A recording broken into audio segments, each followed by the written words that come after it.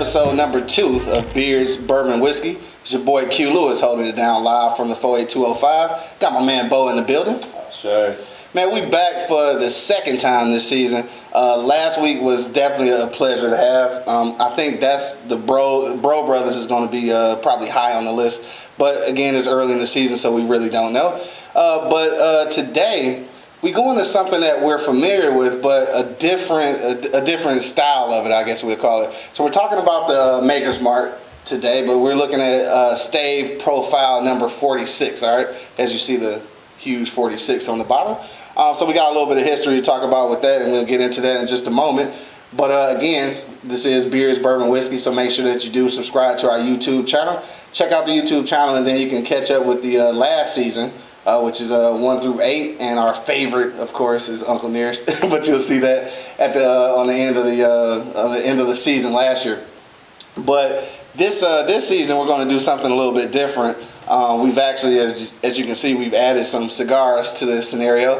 Not going to really talk about the cigars, not yet. Maybe that'll be in season 3, but we did add that to the whole setup. I'm excited about today, though, only because, again, this is one of the ones that we've enjoyed some other versions of Maker's Mark, but not this one. So this is going to be brand new for both of us. Also, don't forget that when you do go to the YouTube channel to subscribe, make sure that you click that bell so that you get a notification every time we go live. And that's it. All right, so we're going to go ahead and get to it. So just a little bit of the history on Maker's Mark, at least the number 46, which is a little research we kind of just did on the fly. What I will do is just start off basically by reading the back of the bottle. I think this is the easiest thing to do. So it says, at Maker's Mark, we created a wood finishing series to explore unique expressions of our signature Maker's Mark whiskey, originally crafted by my parents in 1953. All right, so that's where the term stave comes from. Is actually basically a style of wood, and this is a style of wood that was used in the barrel to age this whiskey. So it's not one of the super well, it's 94 proof, so that's still a lot. Yeah. So that's not bad. So it kind of reminds me of how like Cuban cigars has a richer, deeper, darker soil. You know what I mean, for their tobacco. You know what I mean? Kind of similar to that. Similar I to think. that. Okay. You know, premise, I guess. I think I can roll with that. Yeah, I think that makes sense. Yeah. Definitely. But what I am excited about too, though, is everybody who's familiar with Maker's Mark is familiar with how they seal the cap. This was I think when I first had Maker's Mark. Shout out to Angry Principal. He had a bottle of Maker's Mark, and I was so like, this whole little concept of shit just amazed me. Do you know any of the history on this? Because that I don't know. No, the wax. I know when you go on a tour or whatnot, you know, you can get your own little bottle if you want. You know, and they charge you. I think it's like $40 or something like that. Crazy. I think something crazy. First of all, the bottle itself not even $40, so I'm not paying for that. Like somebody we know said, "Fuck that experience." Right, FD. No, I mean, but if you're really into that, then yeah, I guess it'd be a cool little thing to do. But I don't know if somebody out there know. We should know that. Really, I guess we should know that. I don't drink Maker's a whole lot though, so I don't either. Yeah. I like it, but you know. You know what? If you're watching right now, you got some information about how this came about. Make sure you hit us in the comment box below. We would love to know, or even if it's an actual representative from Maker's Mark, we'll take that as well, because we are always looking for sponsors. But anyway, I just wanted to get, now this is what we normally do, because either one of us have actually had this before. Normally we try to give it a little sniff and then figure out what it's going to taste like. But I can't lie, I cheated, right? So I looked at the back of the bottle to see what it's going to taste like, and I guess I'll just go ahead and give you a hint of what it says. So basically, it says that where was it at here? It says it's going to have pronounced notes of caramel and vanilla. So if you've been keeping up with any of the episodes of our show, then you know that this is probably for the softer palate, which means that I'll probably thoroughly enjoy this because I think of the two of us, I do have the softer palate. So I am kind of looking forward to this. I do kind of want to know how much that the stave taste is going to like really change it though. So I will be kind of comparing it to the original Maker's Mark. But We're not gonna do like we did last week. We're gonna try to get into it a little early. We'll go ahead and bust the bottle open now before we start rapping. You know what I'm saying? I'll sit here like, right. We was over here getting a little thirsty. Mouth water. My bad, y'all. Yeah, so we're gonna go ahead and bust that open real quick. All right, wasn't too bad. That's probably gonna be the hard part. Yeah. And I could be wrong too, but I think there's like some kind of urban legend. Like if you get a bottle that the wax goes all the way down to the label or to the the letters or something like that, it's supposed to be good luck or something like that. I Really? think. Yeah. So we might be having some good luck. Like that. I think I got enough of it also, I think. We might have to edit this one. Yeah, Y'all see him over here? Gotta hit it with the shirt. There it is. Yeah, girl, I got that for you. Turn around so she don't see me struggling. Hit it with the shirt real quick. Gotta hit it with the shirt. Oh man, this is gonna be a great show already. I can tell. Jeez. All right, yeah, I got you. Oh, but one of these days I'm gonna put something in this got my little whiskey barrel here that my sister bought for me. Oh yeah, definitely. So one of these days I might make it my own little special brew or something like that. I know, might as well. Special brew, remember that? Special. Yes, I certainly remember that. Ooh, boy, that night. We ain't gonna tell y'all about that. Nah, maybe a different show. Yeah. BBW After Dark. Uncut BBW. Right. Now you know what? This is weird because, all right. So from what I read, about the vanilla and caramel, I don't smell it. You don't really? I definitely smell the vanilla. Maybe the vanilla, but yeah, I can definitely smell it. It don't smell as sweet as I thought it was gonna smell.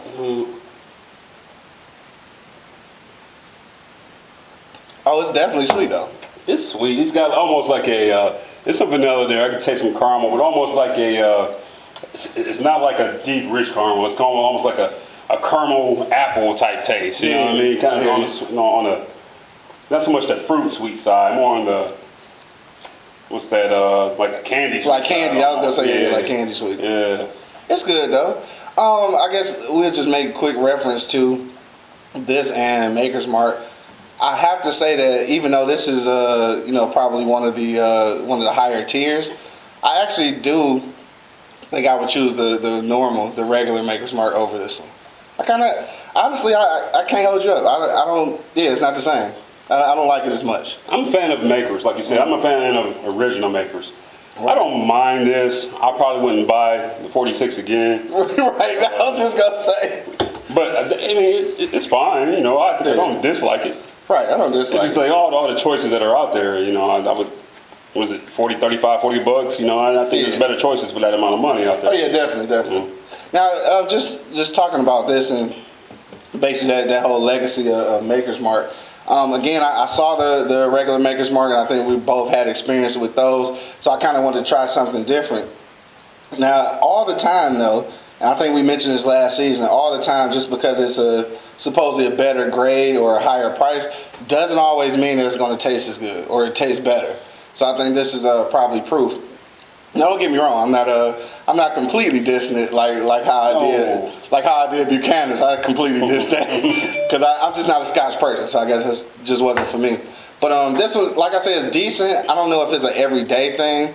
But what I am going to tell you though in a moment, because I'm getting ready to strike this cigar, I am going to see how it kind of balances that out. Because sometimes you can kind of tell the difference in the whiskey or bourbon that you might like. Because of how it kind of goes with the cigar. And I know a lot of times it doesn't seem like it makes sense, but once you get there, you'll understand what I'm talking about.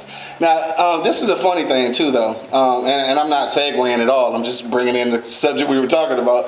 But with this whole pandemic thing going on, and kind of like everybody's attention being on COVID-19 and everything, as usual, not to kind of put that in the same category, but as usual, Black History Month kind of went by and just went away, real quick. But then I'm curious because we are educating ourselves more, when I say we are, I'm talking about the black community. We are educating ourselves more. So does this mean that the whole like national kind of black history thing, does it mean it's not as important anymore? and I'm not saying like that it doesn't count, but like since we're doing our own self-education, like should we be really pushing for like that in the educational system for real? So me in my personal like space, right? It's me living my personal life. I don't think we have to push it, right? Because I'm going to educate myself and my people regardless. You know what I mean? I don't think you could say that about everyone. I don't know if everyone, knows where to find the knowledge or has enough knowledge or whatever it may be, right. To kind of teach themselves or teach someone else. So in that aspect, like the greater good aspect, yes, I think it should be pushed, right? Simply because Black history is, whether they like it or not, it is American history. I mean, sure. that's just what it is. It is. The person, we talk about Black history, and I think a lot of us, we always think slavery and we think civil rights movement and things like that, which we should. Those are major events. Not only Black history, but like world history, right? Right. Right. Not even American history, there's world history, right? Yeah. But I love the recent stuff, right? Mm-hmm. I'm about to give my homeboy a shout out. I'm wearing this hat right here, On Point Arms. So my homeboy Kenrick in Colorado. Yeah. So Kenrick runs his own firearm business and whatnot, and he's real big on African Americans learning how to operate firearms and be safe with them, and learning how to survive and protect themselves and the ones they love and stuff like that. Yeah. And he's made a little business out of it. Like that's just, I look up to that, man. That's Black history right there. I love that. So shout out to Kenrick. Check out, if you into that, check out On Point Arms LLC. He's on Instagram. He's on Facebook. I'm gonna tell you right now. Good people, man. Good people. If you're not into it, you need to get into it. Mm-hmm. For real. Survival is a thing, for real.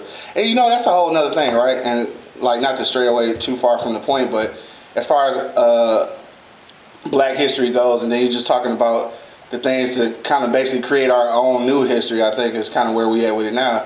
But like in Black history or just education in Black communities, what do you think is the most important? Because you talked about the whole survival thing, mm-hmm. and I think that survival and learning how to grow your own food mm-hmm. is probably the two most important things. And it's important, but I ain't gonna lie, I think that our generation, maybe even the generation before us, kind of dropped the ball. Because I knew both of my granddads were like super green thumbs. Like they could grow anything out of anywhere, like in the back of an alley, they could just grow a whole harvest. And then somehow it skipped a generation. Our parents kind of they started microwaving everything, and then we just lost it completely.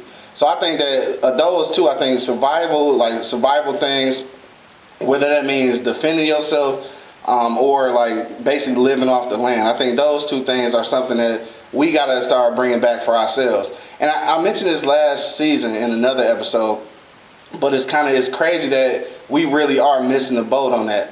And I say that because, again, when I was in Colorado, I just noticed being at the grocery store and going in the magazine aisle and all of the survival magazines, all the gun and ammo magazines, all the magazines that tell you how to build your bug out bag, shit that's important.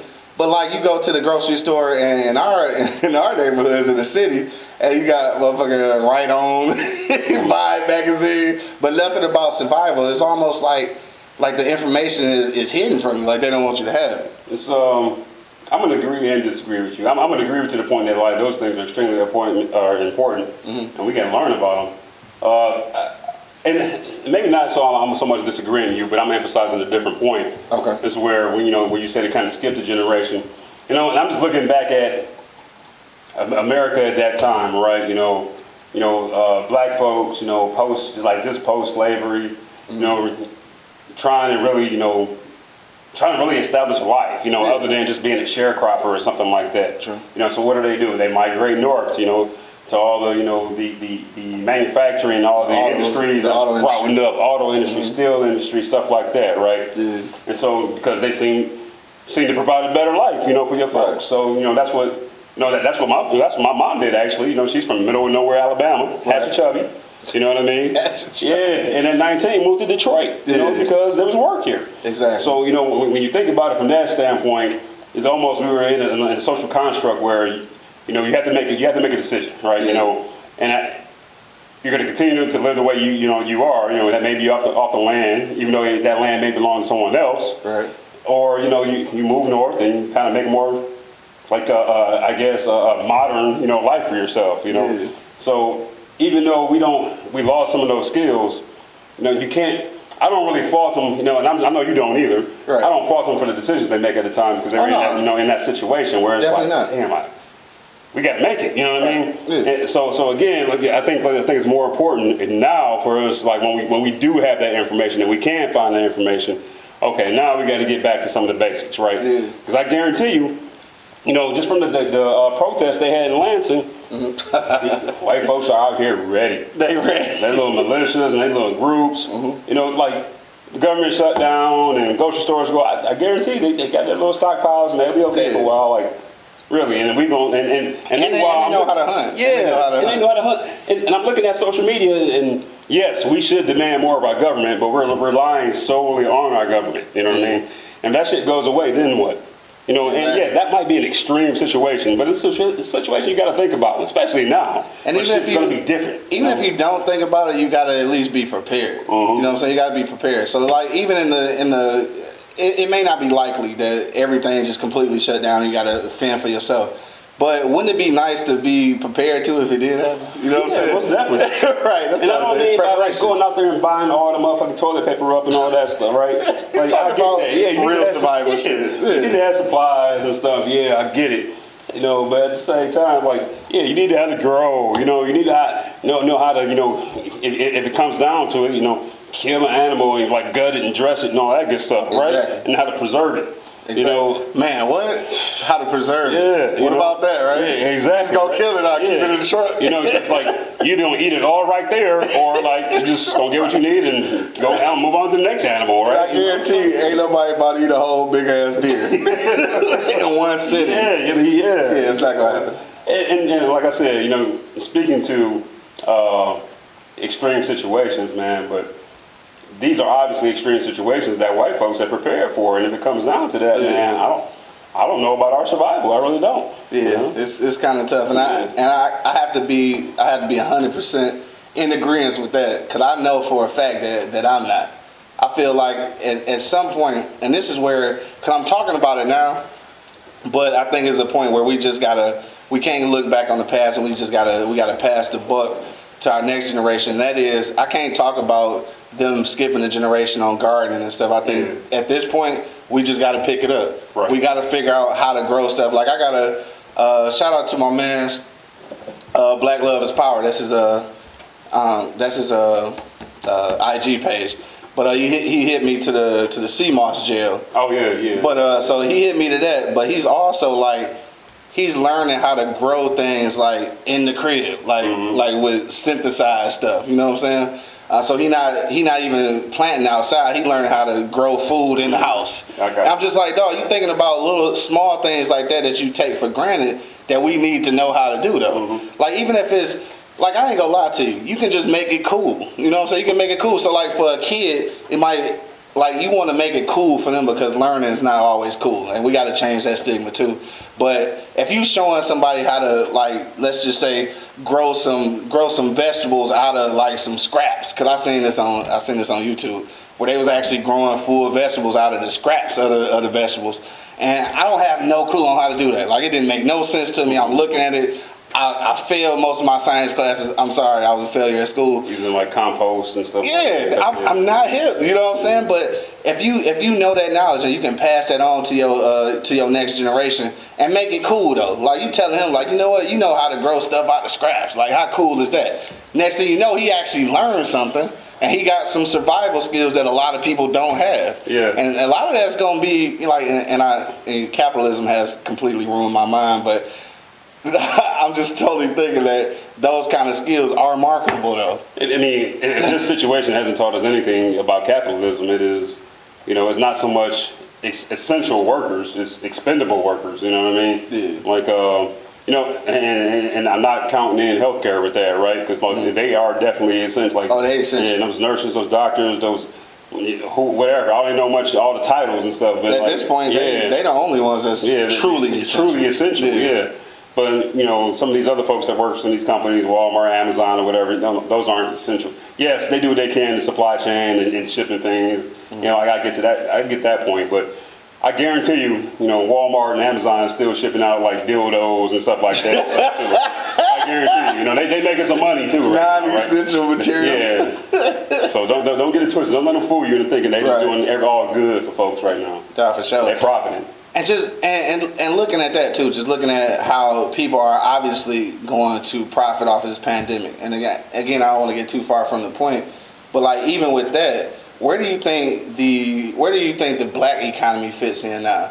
Because I feel like this is an opportunity for a paradigm shift. Now I don't know if it can really happen, but I think it's a prime opportunity for it to happen. I think we got to capitalize on some of this. It can happen at a small level or a large level. I think, mostly at a small level, because if anything else, you're realizing now that no one's going to provide for my people, but my people. Exactly. You got folks out here that can't pay rent. They have to rely on the school system to feed their children and stuff like that. So you're still relying on a system that really.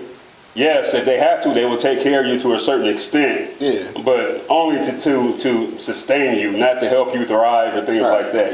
That's going to be on us, on ourselves. And the bottom line is, and this is what's crazy about the whole government and capitalism in a whole, is the whole thing is that they don't really care about sustaining you. They care about sustaining your dollar and your power to buy shit. So as long as your livelihood good and you can buy something, they cool with it. You know what I'm saying? They don't care if you live or die. They want you to live and buy.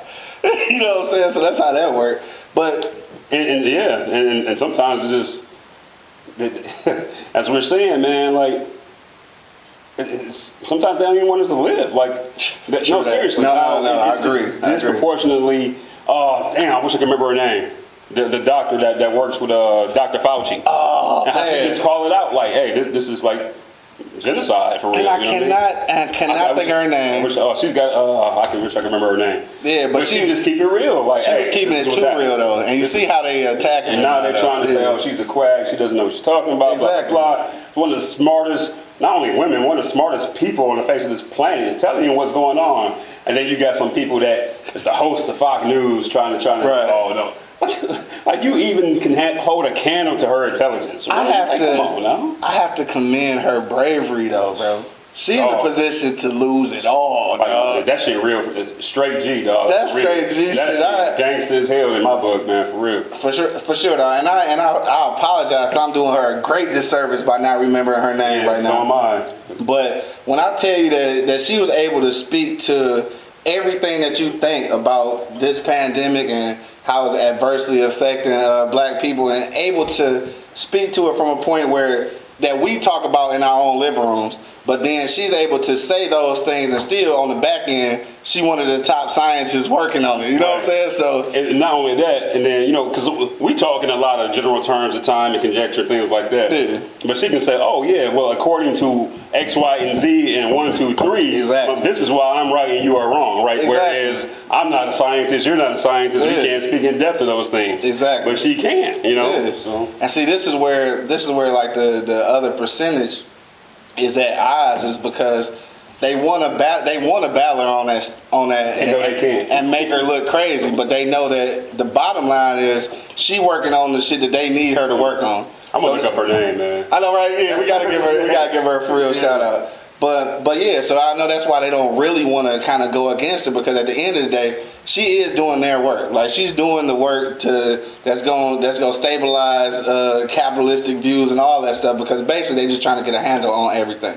So they need her to do what she's doing, but at the same time they so want to make her look crazy, especially because she's black. And this is the odd thing though, and that's what I hate about the whole situation, is that when a black person says something, it's like they can be ostracized, but a white person can say that exact same thing, which is cool, like they got our back, right? But then it's acceptable. It's acceptable, yeah. So at that, I don't know if that's a us thing or a them thing. You know what I'm saying? Because we do it too, though. Like, we do it for ourselves. Dr. Corbett. Oh, you found it? Yeah. Okay. Because was it? Dr. Corbett. Dr. Corbett. Okay. Yeah, she works with Dr. Fauci. Was it the NIH, National Institute for Infectious Diseases, or something like that? Yeah. So anyway, Yeah, so shout out to her though, because she risking it all. For real, like real life risking it all. And I don't know what. See, this is the hard part too, because like, and I know she had to struggle with this. I know she had to deal with it to be able to say those things, because now, no matter what your contribution is to the medicine and the science of it, it can at some point be discredited because they feel like you loony or something. So I don't know. And then it's just the way. And I think it was Fox News that I seen the coverage, which I should have never watched Fox News in the first place. But the way the anchor was talking down about her was just incredible. It's just like, dog, sometimes you always get brought back to reality. Like, this is how we living. This is the thing that tripped me out about that. Like, I forget his name. That privileged motherfucker on Fox News. But anyway, he's like the heir to some kind of fortune or something like that. And he's calling somebody else privileged. Yeah. Dog. You want to get into privilege, right? You got millions of dollars coming to you at some point if you haven't got them already, whatnot. You know what I mean? Right. And come on, man, for real. So I think this is our time, dog, and just going back to Black history, basically being history. I think this is our time to really start using that education and I won't even say education, because I think people get it misconstrued when I say education, because I think you start feeling like I'm talking about classical education, like going to school kind of thing. But I mean education like researching and just making information available. I feel you. Because it's like, I had this conversation with matter of fact, it was on Shad's podcast. Make sure you check out Shad versus everybody. But he was interviewing a dude, and a dude name was Buddy. I can't remember his real name, but he was a rapper, and he was 27 years old, and he was talking about how he was when he was living in Atlanta, he would have conversations with his peers. You know what I'm saying? He was saying that he couldn't learn nothing from them. And he's like, he couldn't understand how he could be around people who was like maybe our age, like maybe 40, and they talking about the same things that like 19 and 20-year-olds was talking about. He said he want to have conversations with people about empowerment, about stocks and bonds, about financial literacy and stuff like that. And I ain't gonna lie, dog. When I heard a 27-year-old dude talking about that, that's just like when I talk to my nephew, man, because he ahead of the curve, you know what I'm saying? I try to credit us with that, but he learned a lot of this stuff on his own. And it's just like, dog, that always hit me when somebody in that age, they get it. Yeah. Cause I ain't gonna lie, when I was in my 20s, I didn't get it. And probably because I didn't have the right conversations with the right people. And that's what I mean by education. Like, it ain't classical, it's just making that information available. I think is just was key. And I think when I was in my 20s, the information was there, but I ain't really had nobody to give it to me. And now we're in a position where we've learned information. So I think we have a responsibility, whether we wanted it or not. You know what I'm saying? We in the information age where we are privy to so much information that if we don't get it into the right hands and change the whole thing, you know what I'm saying? We don't change the whole outlook, the whole mindset of our community, then I ain't gonna lie, it's our fault. Because we right in the middle where we got our hands on everything. So you don't want to take that much responsibility. No, I'm not saying that at all. I just think it's interesting that you say that because we always talk about how information is power and education and it is. Mm-hmm. And I think it's very interesting nowadays because, we talked about technology and you brought that up. And we were watching Dave Chappelle earlier. Right. And I remember one of the things that Dave Chappelle said, and that kind of stuck with me, is that you have to be very careful about the information you come across nowadays because we're in an age of spin, right? Folks know that information is readily available to you. They just can't. They can lie to you and stuff like that, but it's all about how they spin it now, or how they make you feel about things. And that's the weird thing about information just being so available. So I think that, again, we owe it to ourselves and this next generation to not only, I guess this is putting a lot of pressure on us, but not only to make this information available, but almost kind of guide them in the way that they use it. Because at a certain point, this is what's scary, though. And I think off camera we was talking about Nipsey and Dr. Sebi. And what's scary is that having that information is one thing, but delivering it to the people and allowing them to mobilize is a whole different, I think, level of scary to me. And the only reason I say that is because, like, the government and the 1% and kind of like the powers that be kind of make it a scary situation because, like, in real life, this whole thing is set up for you not to be able to overthrow, like, basically the 1%. So if you get into a situation where you got this information and you can actually give it to the people and mobilize them,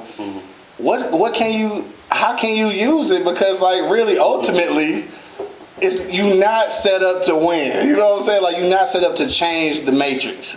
And so, yeah, that shit gotta be scary. That's why I think that our icons have a way of disappearing, right?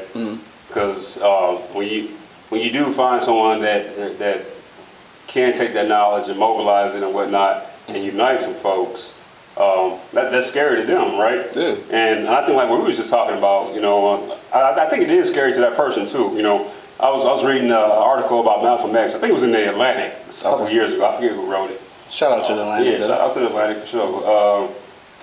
But basically, they were talking about at a point when Malcolm X realized how powerful he was, Yeah. and not that he was like plotting and shit like that, but like it literally like scared him because he knew he could affect like the lives of the entire black community. Exactly.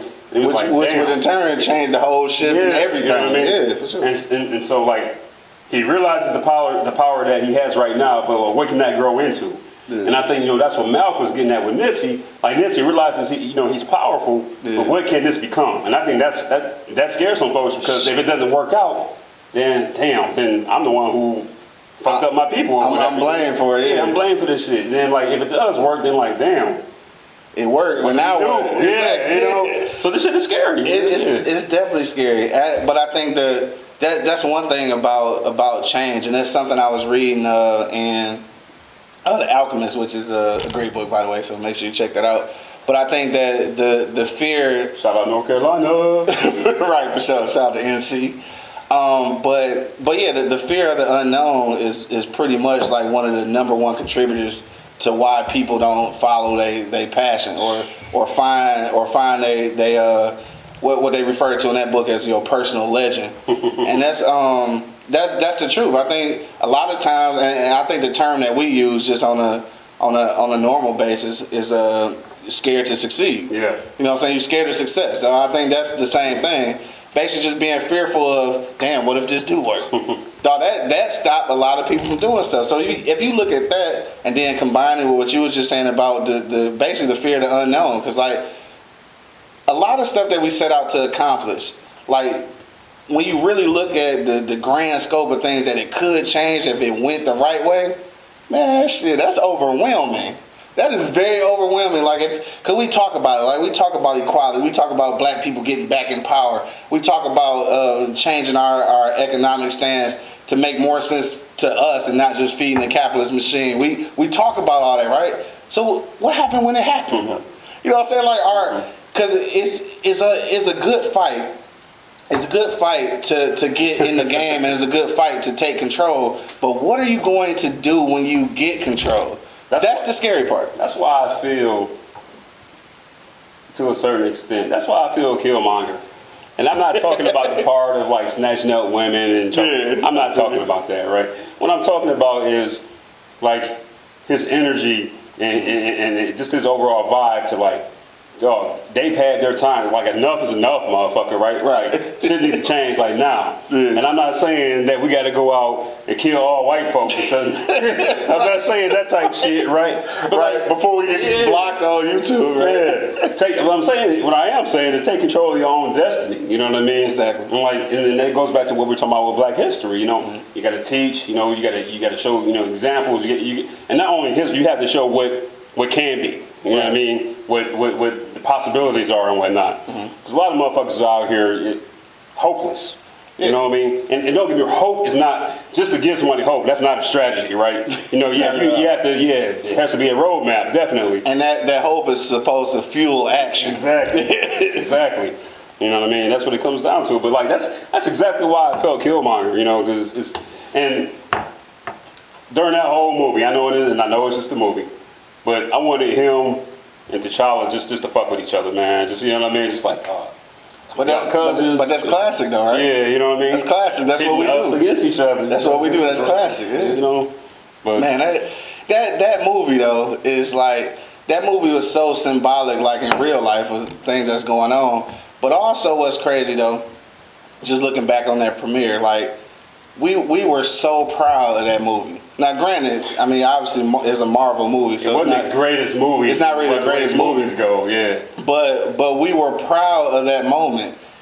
Could you imagine though, like if you had that pride consistently though, like if you had that pride consistently, like how we could just change the. Again, I go back to that term, paradigm shift. Dog, I'm talking about you could change the whole orchestration of like the world economy, everything, because the reality of it is that, and this is what's crazy, we really have the power to manipulate all of those things, because capitalism doesn't work without black people. Like it just don't work. Like capitalism don't work without black people, and trends don't work without black people. So a lot of manual labor don't work without black people. It's just like that's a whole nother discussion. That's a whole other story. I don't think capitalism works. Period. You know, it works for a certain percentage of people. Yeah. Everybody else is just trying to catch up. That's what I think capitalism is. So you said capitalism as a whole is just a failure. Yeah. But that's my opinion. You know. But you know what? I will say this though. The one thing I think was really dope, and this isn't a Black Panther review, but I think the one thing that was really dope about when that movie came out, right, was the little kids, man, and just see how cool it was to see them, like, at Halloween, just so happy to be dressed up as somebody that was like them, looked like them, and represented their history, and you know, that shit was dope, you know. Little ass 10-year-old dudes and girls for that matter, you know, dressing up like M'Baku and like that little elite bodyguards, soldiers, you know, of women he had around. Like that shit was dope as hell. Bro, they was hard to sell. They was hard. Yeah, they was hard to sell. I wouldn't mess around. Hell no. But look, just on that tip though, and this is where that great line is though, because this is kind of like that giving hope that's supposed to spur action though, and I say that because this is the same thing. I feel like I had that same feeling, and this is probably a bad analogy, but it's okay because I'm using it anyway. But I had that same energy with the Black Panther movie, like how we kind of all came together and had that pride and everything. Yeah. I put that with 2008 when President Obama got in. That hope, that fact that you can actually tell your little kid like you can be president and you're not lying. You know what I'm saying? So like you can see it.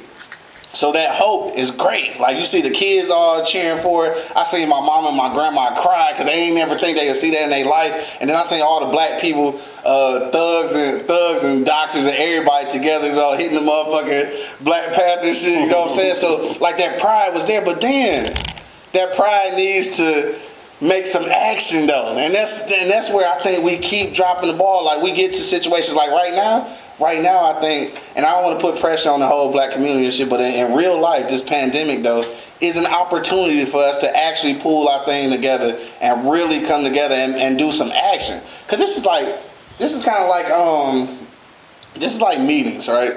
And anybody who working in corporate America, you know how annoying meetings are. Right, so you have all these meetings and everything, and you come into some kind of common agreement or goal to do some things, but the next thing that's necessary out of those meetings is an action. I feel like we keep having goddamn meetings, so and we not doing no action though. Yeah, I'm gonna go back to the Obama thing for a minute. Mm-hmm. Don't get me wrong, that shit was dope. Like a black president, somebody that's symbolically. Yeah, symbolically. Somebody looks like me as president, right? Yeah. Here's the but. Right? Here's the but. Here it is. So, yeah, that sparked a lot of hope and excitement and motivation. But again, like I said a few minutes ago, hope is not a strategy. Right. Simply because of what happened after that. Mm-hmm. You remember? Because I don't. We fell back off. Yeah, I don't. Yeah, so the illusion wore off, and then and you know, and I've told y'all this, and this is not going to be popular. You know. Yeah, I thought it was dope to see Obama become president. I'm not an Obama fan because I don't think he really fuck with like us. Like, and when I say us, I mean just like everyday black people, man. I mean, how can he? Yeah. The dude always, not always, but for the majority of his adult life, he ain't had to worry about shit. He's always been a rich man, right? Yeah. And I'm not saying they can't relate or anything, but actions mean a lot. Yeah. So I won't say necessarily rich, but definitely not in our same. he just bought a $12 million house on Martha's Vineyard. I mean, That's now, pretty damn rich. I mean, now, yeah. Yeah, I mean, so he is. I mean, coming up, nah. No, that's what I'm saying. Like that's what I said. Most of his adult life. I got you. Right? Adult life. I got you. I'm sorry. I No, completely missed that part. No. Cigars getting to So again, my thing is this: like I look at that and I have questions, right? Because we should always have questions. And my question is this: we vets, we've been in the game for a minute, right? And what I mean by that is civil rights movement. We really still like what's happening for us was this like we built this country, right? You know, there should be some type of reparation, there should be some type of whatever. And all of a sudden, this little hotshot rookie come along, and just like everything happens for them. Yeah. And I'm not mad at the LGBTQ community. You know, get what you can get. Like, you know, I feel you. You know, do what you do, love who you love, whatever. That's what's up. Right. I'm just a little disappointed that somebody that we waited for so long for somebody that looked like us to be in office didn't really do much for us. You know, and it pisses. And I know why. And people are always going to say, well, he couldn't because of this and because of that. Sometimes we just got to be fucking selfish, dude. And I got that in the first term. Look at Trump, though. But the second term, though, He's not a white like man. He should have went all out. Though. Right. He should have went all out. He's not a white man and all that. And his base isn't fanatical. Well, no, not fanatical like Trump's base. No, not at all. I'm not at all. That. Hell no. But I'm jealous, and I wanted him to be selfish, you know, and then he wasn't, and that's what. And you know what? Now that you mentioned Trump, though, not to cut you off, No, go ahead. The reality of it is that I think that, and this is the thing, by all means, I'm definitely not a Trump supporter. But in real life, though, the way he kind of bucking the system, talking about media, talking about how the government basically ain't shit, like, because basically that's what Trump's saying. That's where Obama should have been.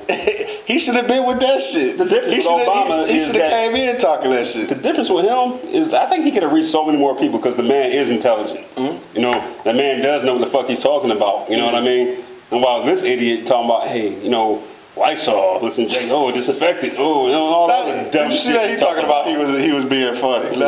He was dead ass. Yeah, he was dead ass. That dude, man. But anyway, right? Anyway, my bad. My point is this: hope is not a strategy, right? So there has to be something after that, right? Yeah. Damn, we're glad he's president. Now what? Right. That's that now what moment, right? Mm-hmm. Exactly. Yeah. Like that hope all needs to turn into some kind of action, and that part I do believe. And that action, and that's what I want to. I talk this about to my circle. I talk this about you know to young folks, to whoever, you know, all kinds of black folks, right? So that action doesn't have to be, you know, like, it ain't got to be Moses leading the people out, right. You know, and, you know, parting the sea. It ain't got to be something huge. Yeah. It could be something local at your level. You know, you go read the kids or something like that. You know, whatever. You know, you teach them how to fly the fast food or whatever it may be, man. Just like locally, just own some shit and just like. When that shit multiplies, you know, and you're looking out for your own and your community and whatnot, that shit becomes powerful, right? Sure. And so, you know, I think people are just waiting. You know, people are so frustrated with the system. You know, I don't really blame you know, people. They're so frustrated with the system and whatnot, just waiting for like, what's this big movement that's going to happen? Because they tried other shit and it hasn't worked, right? Maybe it's not going to be a big movement. It may not be. It's going to be a bunch of pockets of small movements. Could be. Yeah, you know? It really could be that. Could be that. And just kind of, I don't know, it's kind of on subject though. I know earlier off camera we was talking about Dr. Umar Johnson, right? So I think that a lot of times, like we both laughed at that one. So first of all, let me say this. Some things that Dr. Umar says, I completely agree with. Sometimes I don't necessarily agree with his approach. Other times, I don't believe shit he's saying. So I think, and that's cool. What happens is, I think a lot of people start feeling like if there's some kind of movement or some kind of leader that you need to be 100% all in. That's not gonna happen. Like, because people are different. Like, I'm not going to feel every strategy. I'm not going to feel everything you're saying. We're not going to relate on a lot of things. Right. But we can be moving towards the same common goal.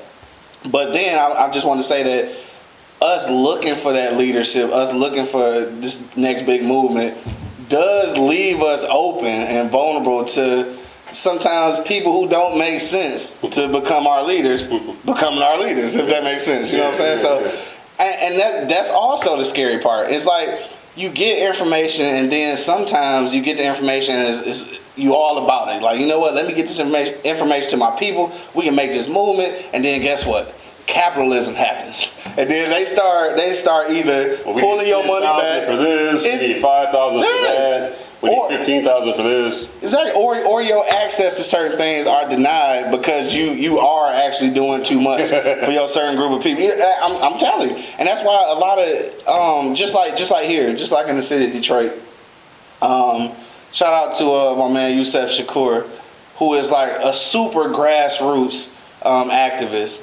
And like he really in it for the people. He's starting low key like in his area, which is Zone 8 on the west side of Detroit. And he started small there, and he's branching out. He got like a community center that he made out of a abandoned house that they did all the work themselves. Like, this is the kind of work we need. But then he be keeping it way too real about the city council and the mayors and shit. So of course, his money ain't flowing like it need to be to get these projects off the ground. And it's like capitalism kicks in. Capitalism kick in. So then it's like you stuck because like, damn, I got this information. I can mobilize my people, but like on the back end to get something done, I'm gonna have to bow down to this. But then you can't do that because then you're gonna be looking less authentic, like Dr. Umar Johnson, and then it's just gonna be like, it's a tough spot. So you all, not only are you scared to succeed, but you also like you set up to fail. You know what I'm saying? So like, what you do? Like, I don't even know. Like, at this point, I would be afraid to be an activist. Like, I could only work in small pockets. I don't think I would be prepared to lead the masses because it don't seem like it's gonna work. And this is just, I have nothing to back this up. It's all opinions, right? Okay. I don't think anyone that has affected any positive change in society has really sought out to be a powerful leader or whatnot, right? Just kind of like they generally just have, they generally just want to do good things for people, and I look at like a lot of black leaders, and I see some locally, I see some on the national level and whatnot, and they all have different motivations. Like, people have different motivations. Like we talked about before, black people are just as diverse as any other group on this planet.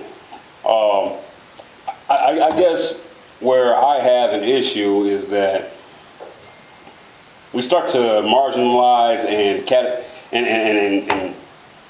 really categorize and put people in these boxes, right? Yeah. So this person looks like this, they can't do this, right? This person looks like that, they can't do this. Yeah. Whereas, that person who may be the next great leader or whatnot may not wear a suit and tie, you know what I mean? Yeah. They may wear, Dickies or some shit like that. They may be a blue collar person, you know what I mean? Yeah. Sure. Like, and I think people discount that at times because they look at folks and it's like, oh, he or she is just charismatic. They don't really know shit, right? Whatever. Right. But you know what they do know? They know what it's like to be a normal person and how you help normal people. How important is that? And just going back to not just Black history, but educating ourselves, though. How important is it to be identifiable? This is way off, though. But we was talking about the Jordan thing, and we was just talking about how like people in Detroit identify with Isaiah, and a lot of people. Like they know that Michael Jordan is like, the greatest, but like they don't identify. And I think when you receiving information, this is just like anything. I'll even take it a step further. This is even just like church. Now, first of all, let me counter this by saying like I'm not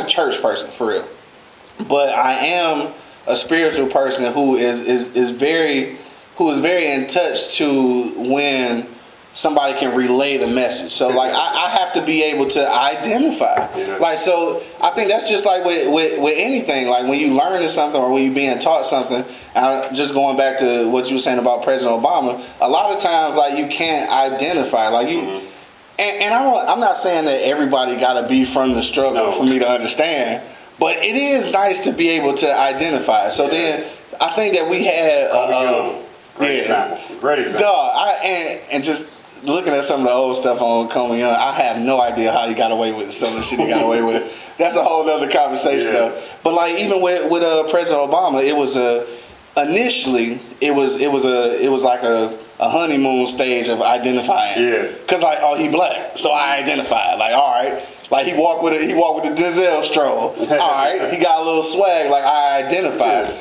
But then it was like it started being like more of a cog in the wheel kind of thing where, like at the end of the day, again, I love President Obama, man, and everything that he tried to do and the symbolism behind his presidency. But at the end of the day, dog, he's still a politician, dog. And unfortunately, the politicians, even though they're supposed to be for the people and of the people, it never really turns out that way, though. Politics are exactly that, politics. It's about spin, right? Yeah. So, and I'm not saying I was really fired up about, I'm going to take it back to all these Democratic candidates we just had. And obviously, Joe Biden's going to be the Democratic candidate. Yeah. However you feel about that. I was going to vote for Yang, actually, but anyway. But that's what I'm getting at, right? So we get all stuck up into these politicians because they're electable. We think they can win and this stuff. Like, they're career politicians, though. Like, what are they really going to do? At the end of the day, you look at people like Andrew Yang, who he may not have been the best candidate. Like, I think I was going to vote for him. I think I was going to support him. But he bringing some real shit. Like, hey, we are in the middle of an industrial revolution, like shifting towards AI. This is what's going to happen, and we see it right now. This is what's going to happen with jobs. This is what we need to do. Like, what's going to happen? Why was he the only person? Why was he the only one talking about this? But now everybody talking about UBI, Universal Basic Income, right? So now this situation is make everybody think about that. Or maybe that's not such a bad idea, right? Because he's a rich man now, but at one point, he was a normal person and stuff, right? And like he sees this. This is the way he works, right? Exactly. And don't make me. I'm not trying to make this some campaign for Andrew Yang. All I'm just saying is like normal people come to the platform every day and we discount them because we don't think they're electable or they can win or they this or they don't have this. They don't have this type of experience. Right. I typically don't want my candidate to have political experience because then that comes with, he's tied into this company and to this organization and that and whatever. Which is scary because that's how Trump got in there, though. At some point, you got to pay those favors back. Yeah. They just don't give these cats money just to give them money. Hell what I mean? Hell At some point, those favors are repaid. Oh yeah, definitely. And that's dog. And Joe Biden has got that written because he's been a career politician. He's got that written all over him. True. Yeah, and obviously with us or with some of us, it's gonna be that connection to President Obama that's gonna make people kind of less. And that's brilliant on their part. Yeah, brilliant. Yeah, definitely. Yeah, I can't be mad about that because that's politics. That's exactly politics, though. And see, and this is the thing I'm talking about. So not just Black history, but just Black involvement in making history at this point, and just and looking at current stuff, not just history, but I think these types of conversations are the ones that, unfortunately, well, I ain't gonna say unfortunately, but these are conversations that you gotta have with your kids. Like, white people might not, like, I don't know for sure, but they probably don't have to have these kind of conversations with their kids. I think these conversations are necessary for us.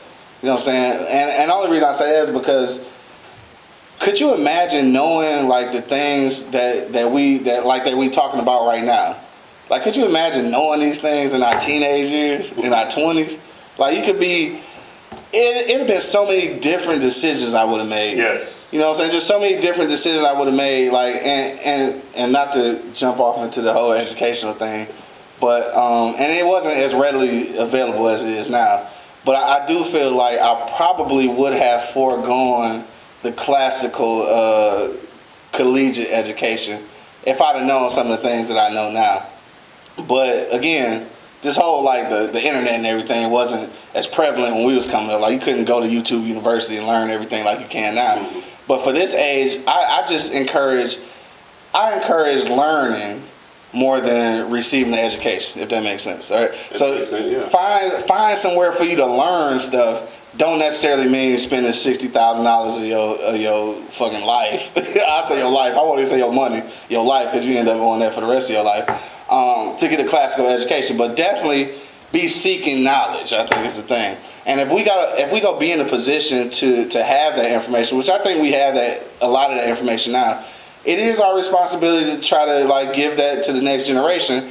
And then I think from that point, not only can we give them the information, but again, we gotta tell them how to use it. Right. And because that's the thing. Like if somebody had gave us all the information that's available now and just left us with it, what can you do with it if nobody tell you like what to do with it? Like you kind of need to know what to do with this information. Direction. Yeah, some direction. There is some good things that can come out of letting you kind of figure it out. Don't get me wrong, but yeah, some direction is definitely mentors and things like that. You know, that's why you have mentors when they give you a little direction.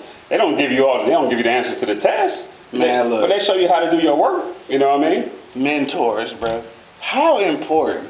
I think I heard that word maybe once or twice when I was coming up, and that was later on, like in my college days. Mm-hmm.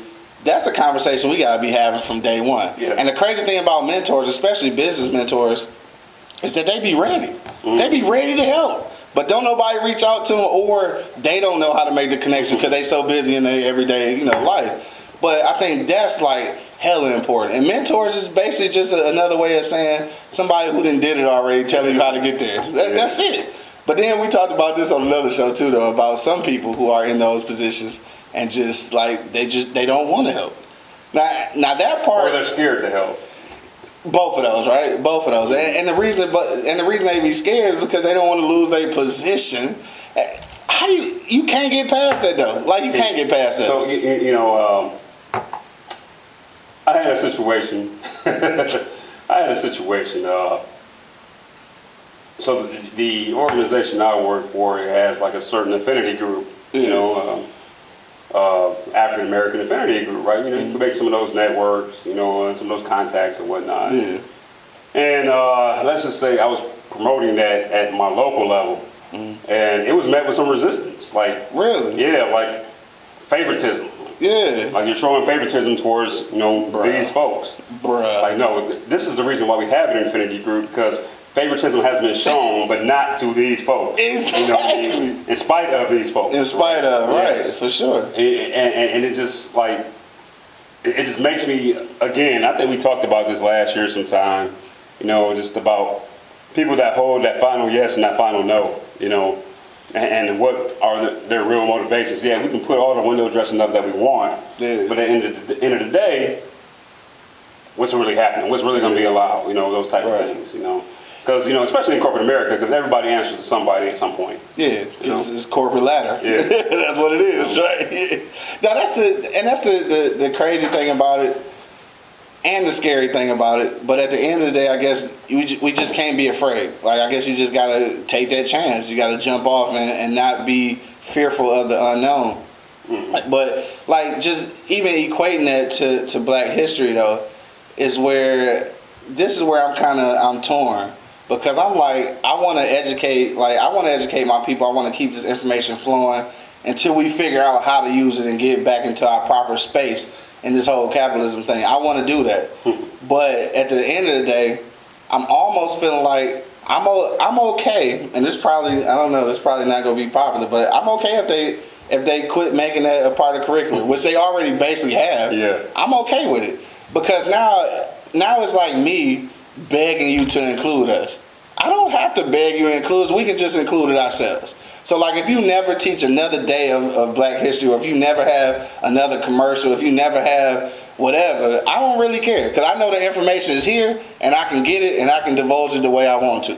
So, at the end of the day, if I had kids and they going to school the whole month of February and they never had Black history, I think I'm going to be all right. Because I am going to enforce it.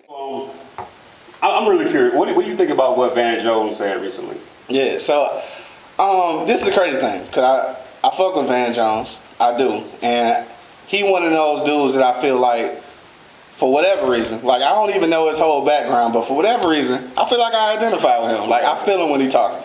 I don't think that much of what he said is a lot different from what Bill Cosby was saying back in the day.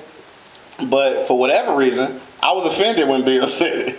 But I wasn't so much offended when Van said it. And the only reason I say that is because I feel like he was talking from a place where he was saying us, we, like he was included in that situation. Mm-hmm. I felt like Bill Cosby was saying it to a point where the battery didn't got it. Okay. All right, I'll edit that.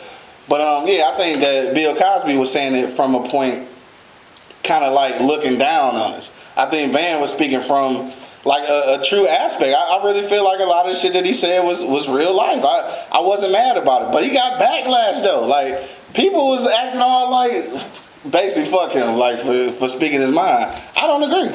I agree what he was saying. So I don't fault him for speaking his mind. Not at all. I'm gonna say this: I don't really fuck with Van Jones at all. Damn, for real? Yeah, for real. Okay. But so he came out and basically said, black people got to make better choices, right? Yeah, which is true. Yes, and I get that. Yeah. I really do get that. Yeah. What I don't agree with his argument is basically, as I'm reading more about this and and reading a little bit more about Van Jones and his comments and his beliefs and stuff, like I don't think black folks need to adapt to society, right? You are who you are, White folks, Chinese folks, Asian folks, Korean folks, Mexican folks, whatever, they didn't adapt to us, right? So society has to adapt, Black folks don't have to adapt, society has to adapt. That's where I disagree with his argument, And what I mean by society adapting is, when we are in the corporate setting and we are in a meeting, whatnot, and I do give my opinion about something like that, it's not met with like, this almost this angst, what I mean? Yeah. And when I'm driving on 94 in a Black Explorer, doing 76 or 77 in the 70 like everybody else, that once this police officer finds out that I'm a certified pistols license holder, that all of a sudden he's scared. Now I got to fear for my life. Right. Black people shouldn't have to adapt to that. You know what I mean? Society needs to adapt, and so I guess that's where I disagree with his argument. Fundamentally, I understand what he's saying. Yeah, and I think I'm speaking from a fundamental standpoint. Looking at it from how you looking at it, yeah, definitely. I think that certain shit is not even questionable whether it should be adaptable. It shouldn't be. Like, there's no way that I using that as a perfect example about getting pulled over and shit. Like, it's no way that any way that we feel should. You should never have to fear for your life. Exactly. In a routine traffic. You shouldn't have to adapt to that, and that's something. Fear for your life. And that's something. Again, this is probably all subject too, but like that's weird to me that I probably don't know any white people that feel that fear when they get pulled over. You know what I'm saying? Not unless they're doing some shit. Unless they really doing some shit. But like driving to work on a freaking Tuesday morning? Exactly. An innocent white person would never give a shit about getting pulled over on Tuesday morning. I'm nervous every time they get behind me, and I'm completely legal. Completely legal, dog. And that's the unfortunate thing, though. That's definitely unfortunate. But you say that's why you're not really feeling his vibe on that one. I fuck with early Van Jones. I fuck with pre-political Van Jones. But Van Jones, as he got into the political process, and well, you know what? Maybe that's what I'm basing it off of. Because I fuck with Van Jones before he been on TV for real. Because now he's on TV, and I think that has changed him a little bit. Yeah, so I agree with you on that point. I think fundamentally, I feel where he's coming from, and I think that's a little bit biased only because I fuck with him before. And I'm gonna tell you, I'm gonna take it back a little bit. The reason why I fuck with Van Jones for real is because his connection with Shaka Senor, right? Mm-hmm. So Shaka is a dude from Detroit who spent a whole gang of years in prison. I can't remember how many years. He ended up coming out writing a book called Righting My Wrongs, which is a dope ass book. Make sure you check it out. And he did one of those Soul Sundays with Oprah. So him and Van had a connection, and I had a connection to him. So I think by third party, I felt like I could identify. Okay. I think that's how that happened. You know what I'm saying? Like a lot of times you have to you really have to explain how you get connected to somebody. Because I didn't want to tell you that I'm connected to him because I believe everything he said. Right. Yeah. I'm connected to him because a dude that I vibe with, that I connected with, kind of vouched for him. You know what I'm saying? So then I was like, oh, he must be cool because like my man on this shit. Mm-hmm. And again, shout out to him. He one of those dudes. Him and Yusef Shakur, both of them from the city of Detroit. Both of them spent time. Yeah, both of them spent time in prison for shit. I want to say I know Shaka was for murder. Mm-hmm. I'm not certain about Yusef. I gotta be sure. I don't want to put no ill records out there. But they definitely spent time, and I identified with them too. And like I said, Shaka, like he identified with Van Jones, so did I in that aspect. Yeah. Now again, the post TV Van Jones, I don't know honestly, because I ain't gonna lie to you, dog. I feel like when people get to the TV status, like I just honestly don't watch a lot of TV. Like I watch old Sanford and Son and Martin and shit, right? But like when people get all political and get to TV, I don't listen as much. Like I have to be honest with you. Yeah, okay. I feel that. Like, so somebody I do kind of follow, on social media, and I agree with some things they say, and then some. I don't know. I guess I want to see this person do more action. I guess, right? Angela Rye. Very intelligent. Very intelligent, yes. Like, smart.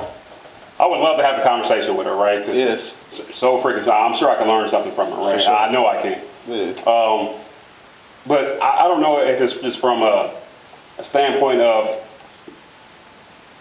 I'm a CNN, analyst, or I'm a whatever analyst, and I can only do certain things, or just standpoint of just I'm so frustrated I don't know what to do, right? So it could be a combination of both. It could be a combination of both. But when looking at those online and those TV personalities and whatnot, I think we have to be careful, just in who we support and who we throw our who we really throw our support behind. Yeah. Because sometimes they have certain connections that they have. Like I said, you just don't get money for no reason. You get money. They have connections that keep them handcuffed. Right. So sometimes, and that's why I respect. What's Dove's girl? What's her name? God from ESPN, Jamil Hill. Bro, Jamil. What? I love Jamil. Yo, I love her, dog. Shout out to Jamil Hill. Dog, like perfect woman, man. Like, dog, for sure. And she took her talents to the Atlantic. Intelligent, beautiful, like dog. And wasn't afraid to buck the system when she needed to. I got a job with ESPN. Fuck that. I'm gonna say what I need to say. And I gotta tell you. And I respect the hell out of that. I gotta tell you, bucking the system at ESPN was brave. Yes. That's bravery. A black woman? A black woman at that. Yeah. No, that's bravery for real. So yeah, definitely salute to her. But like you said though, that is true. You kind of have to be careful. Just like I think that having this conversation, again, kind of off subject of the Black History thing, but I think having this conversation about Van Jones is evident of that, because again, I took that initial impression and I'm rolling off that. Mm-hmm. To be quite honest with you, I don't even know what he's become. Right. Because since he's progressed into whatever this TV personality thing is, I kind of stopped paying attention, and that's probably my fault. But I do want to say that for people who watching and like, well, damn, he agreed with everything he's saying. Like, honestly, I don't. Like, once he got to where he at now, I kind of stopped paying attention. I'm talking about the initial, the initial response I had from him, and just that connection with Shaka Senor. I just felt like it was genuine. I don't know what type of shit he on now. Dog, the crazy thing about now, I try to stay like abreast on everything that's going on, but in reality, since this pandemic been going on, like I had almost like a complete media shutout. Like I don't want to think about politics. I don't want to think about economics. At this point, it's just like I'm overwhelmed. I'm cool with it right now. Just being like when I post some stuff on Facebook, and I let them know like you can go ham in the comments if you want to. I don't really care. I was just telling you what I was thinking. I'm not about to get into no whole conversation. I'm just not interested, dog. Like I I'm gonna get back though. I am gonna get back, but I ain't gonna lie. I'm taking a break right now because it's a lot going on, dog. This is like people like we in survival mode now. People trying to figure out what they gonna do and how they gonna keep things together. But at the end of the day, man, when you look at the grand scheme of things, we are in a historical point of history. Oh yeah, definitely. Like this some major shit. Like our kids gonna be like doing like science projects on this. Yes, like, for real. Book reports. Exactly, yeah. book reports and fucking history exams. Yeah. Like this is gonna be serious. And right now, I don't feel like it. I told somebody that we was doing my other show the other day, and he got to talking about I can't remember exactly what it was, but he's shooting out facts. And I just like, dog, I just said live on air, bro. I was just like, you know what? I feel where you're coming from, but in real life, I just don't feel like being woke right now, bro. I don't want to talk about it. Like, I feel what you're saying. I'm not going to knock what you're saying. I don't feel like it. I just don't fucking feel like it. And that's where I'm at with Van. I zoned out on him. So I don't even know where he at with things now. Mm-hmm. But I did respect his opinions and his thought process earlier on. And from what I've seen, as far as what he said most recently, fundamentally I agree, but I do understand where you're coming from too. It's just that sometimes people get to a position where now you kind of gotta question the validity of what they're saying. Right. This is what you're saying. Yeah. And I get that. And anybody who in any political pundits, any politicians, I question everything they say because I have no idea where they coming from. If you really want to know what somebody supports, follow the money. You say that all the time. Follow the money. And that's dead serious right there. And that will show you what they support. Follow the money, who's bankrolling them or whatever. All right, just to go ahead and finish it up, man. Just go back to the Maker's Mark real quick. Again, my whole thing about Maker's Mark 46 hasn't really changed. It's decent. It's decent bourbon. Although I think I do have a better relationship with the regular Maker's Mark. This was decent though, and I will tell you this though: if you're not a cigar smoker, then this may not pertain to you. But I do think that it does go nicely with a good cigar. So I think it did kind of mellow it out, so it works a little bit better. If you're looking at an everyday sipper kind of thing, for me, I'm gonna suggest a no on that one as far as an everyday thing. This could be like break it out every now and then kind of thing, but something that's gonna be if you celebrating some kind of come up at your corporate job and you want to smoke a cigar, I think this goes great with a cigar. I won't necessarily suggest it for an everyday sipper though, but it is decent. It's not the worst thing I've ever tasted. But in comparison to that and the regular Maker's Mark, I would suggest regular Maker's Mark. Well, I mean, what's kind of your input on the 46? I think I agree with you. I'm a fan of the regular Maker's Mark. I'm not a big fan of the 46. It's a little too sweet for me. That's why I was really smoking a cigar. It kind of balanced that out. It balances sweetness. It does. Yeah, definitely. But definitely, if you said, hey, this or the regular Maker's Mark, I'll take the regular. Any day of the week. Exactly. If I did, honestly, to keep it all the way real, my everyday sipper is going to be Buffalo Trace. Yeah, for sure. I haven't came across a bourbon that's going to replace that for me as of right now, anyway. As a bourbon, though, as a whiskey, though, definitely Uncle Nearest. That's my everyday. Oh, as a straight whiskey, Uncle Nearest, I fuck with Uncle Nearest now. Okay. Yeah. But getting back to this, I don't dislike it. Again, it's smooth, decent. It's a little sweeter. A little sweet. It's a little sweet.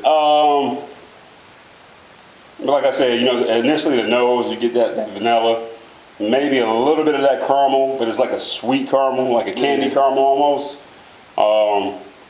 The note, after the nose, the actually notes and the taste is it's kind of mellow. It's okay. It's decent. It's okay. It's a little sweeter, and just like last week we were doing the Bro Brothers, and it had a sweetness to it as well. But I think it had like a smoky finish to it. And I think that's what made it a little more even, and that's why.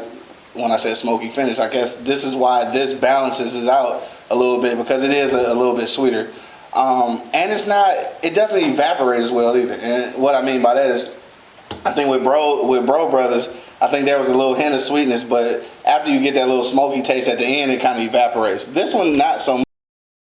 So I feel like a little bit, yeah, it kind of lingers. You know what I'm saying? It kind of lingers, and to me. I feel like in comparison to this and the regular Maker's Mark, this legitimately supposed to be a step up. And I almost feel like the regular Maker's Mark is smoother, honestly. And even though this is aged in different barrels, I would expect this to have been smoother than the original Maker's Mark. So between the two here, I would definitely just pick the regular. Yeah. But it does go well with the cigar. It sure does. And if you guys wondering what I'm smoking that Opus X. That Opus. Yeah. So me, I have no idea because it's a cigar that I had from a while ago, and I lost the label, so I honestly don't know what it is. But it's great. But I will tell you this though. I'm gonna get him some bands. Don't worry about it. My preference though has always been Romeo and Juliet, only because you know what? I don't know why. Cause I smoked a few cigars, and thanks to Bo, I had a Cuban Romeo and Juliet. That was gonna be my question. Do you like the Dominican Romeo and Julietas, or do you like the Cuban Romeo and Julietas better? Obviously, I got more experience with the with the first ones, but I think that let me see. I think they're both actually equally smooth. I think, but the Cuban actually obviously gets me higher. So if I'm trying to get high, then definitely the Cuban version of Romeo and Juliet. Outside of that, though, I've become accustomed to the other, and I'm not sure why, but it's just like, cause I smoked a few cigars before that, and look, I'll go ahead and be completely honest with you. When I first started smoking cigars, right, this is not a popular conversation, but I'm gonna share this with y'all because we family now, all right. So when I first started smoking cigars, I would buy the 12 packs from Walgreens, right. Instantly got a headache. No, instantly, right? Like the 12 pack of cigars from Walgreens, man. I would smoke those joints. Right, they'd be like this long, so I felt like a baller. But it was like some of the cheapest, worst tobacco ever, and so that's where I started. And then from there, I've had several brands, but for whatever reason, one night me and Angry Principal was going to the cigar bar. And next door to the cigar bar was a liquor store that sold cigars. So he's like, let's stop in there. So I stopped in there first, and they had these Romeo and Juliets, right? Or Romeo and Julietas. You know what I'm saying? If you want to say it in Spanish like it's supposed to be said. So he hit me to it. He was like, yeah, these are nice. So I tried one, took it to the cigar bar, we smoked.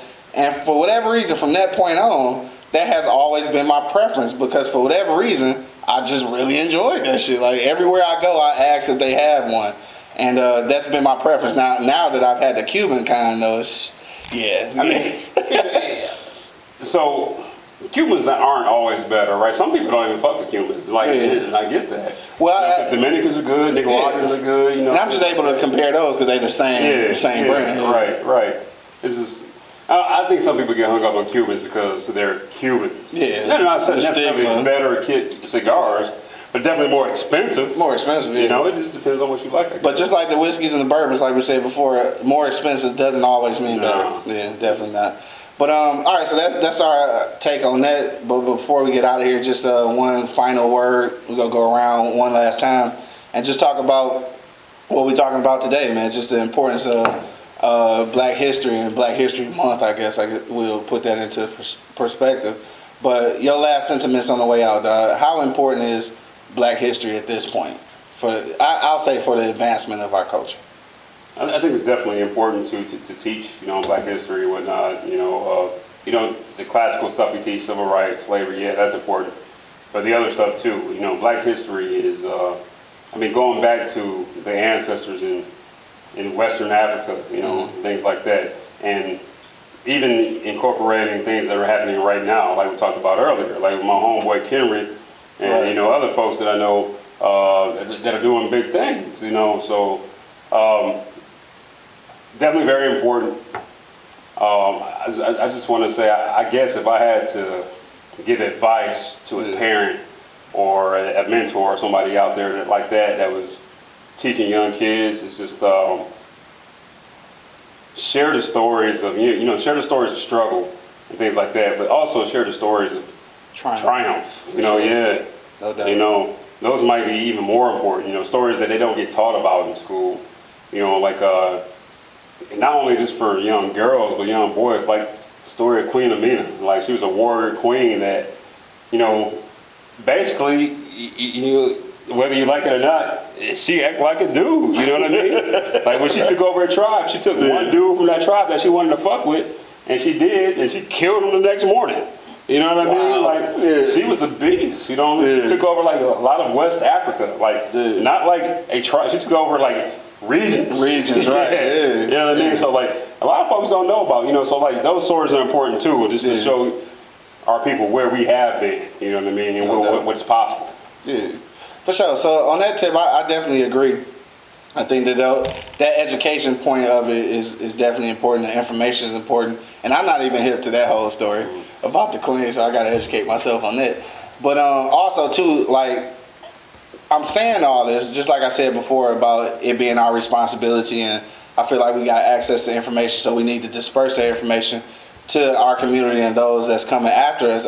It is a responsibility, but at the same time, I don't want you to take it the wrong way, as if I'm being oppressive on the fact. Like, don't beat yourself up if you haven't done that. But this is an opportunity to do so moving forward. I think that's where we get stuck a lot of times, is just thinking about, because I did it recently, just in this episode, just thinking about like some of the opportunities that were missed before, like, you know, in our past generation. You don't want to dwell on that though. Even if you're in this generation and you haven't learned the things that you needed to learn, or you think that you need to learn to pass those things on, it's not too late. Like, let's just look at this point moving forward. I think that's the thing. So I just want to encourage people to do that. Get the information that you need so that you can give that information to the ones that need it even more than you. And the ones that need it more than you are the ones that are younger than you, because like, you can get the information now. We getting up in age, obviously. So at this point, this information is whatever.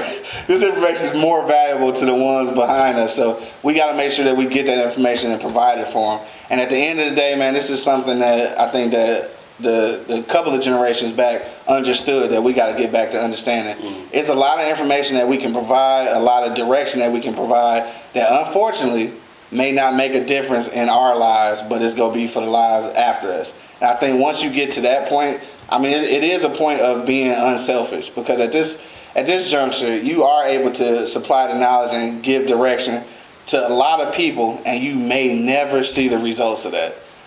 And you got to be okay with that, though. Like, you got to be okay with leaving a legacy, because at this point, you may not actually see the fruits of your labor. Right. That's scary for a lot of people. Makes a lot of people selfish. Like, I want to keep it all to myself because I can't see the benefits of it. But you got to keep the next generation in mind. But on that note, dog, this is definitely another healthy conversation, dog. And shout out to Maker's Mark 46. And shout out to episode number 2. We will check y'all out next time. Of course, this is an episode of BBW, Beers, Bourbon, Whiskey. I'm your boy, man, Q Lewis, holding it down live from the 48205. Got my man, Bo, holding it down. I'll say, hey, keep a lookout for our beer care products, baby. Oh, yeah, coming soon, dog. Keep a lookout for our beer care products. Peace out, y'all.